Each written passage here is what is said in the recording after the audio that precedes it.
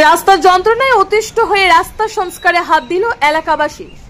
কসবা গ্রাম পঞ্চায়েতের ১ নম্বর ওয়ার্ডের রাস্তা, এমনটাই অভিযোগ করলেন কসবা গ্রাম পঞ্চায়েতের মেম্বার রূপা বেগম।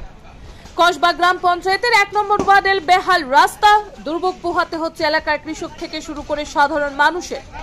রবিবার সকাল থেকে নিজেদের মধ্যে চাঁদা তুলে রাস্তা মেরামত করার উদ্যোগ নেন এলাকাবাসী।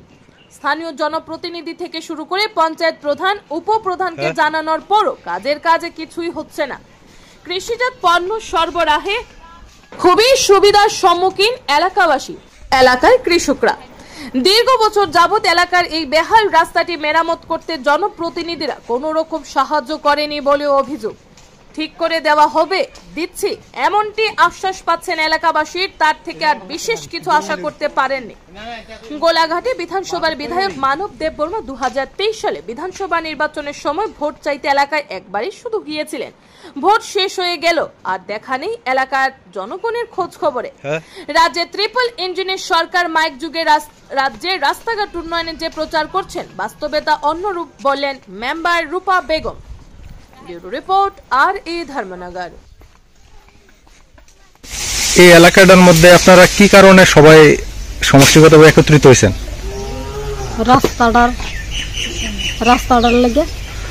রাস্তা কি কোনো সরকারি তরফে কোনো সুযোগ সুবিধা পাওয়া যাচ্ছে না? না, কোনো সুযোগ সুবিধা পাওয়া যাচ্ছে না। এই এলাকাটার নাম কি? কসবা ১ নম্বর ওয়ার্ড,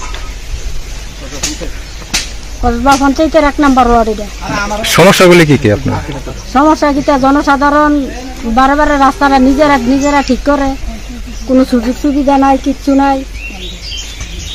এই চালে চলতে আছে রাস্তার, মানুষের চলতে ফিরতে খুব অসুবিধা। এটি নিজেরা দিয়ে আমরা সরকারি তরফে কোনো সাহায্য সহায়তা পাইতে আছি না। আমরা এটা নিজেরা থেকে সবাই করতে আছে, রাস্তা চাঁদা তুলে রাস্তাটা করতে আছে। বাম রামায়ণ কোনো তনে আমরা এটা পাই না, সুযোগ সুবিধা পাইছি না।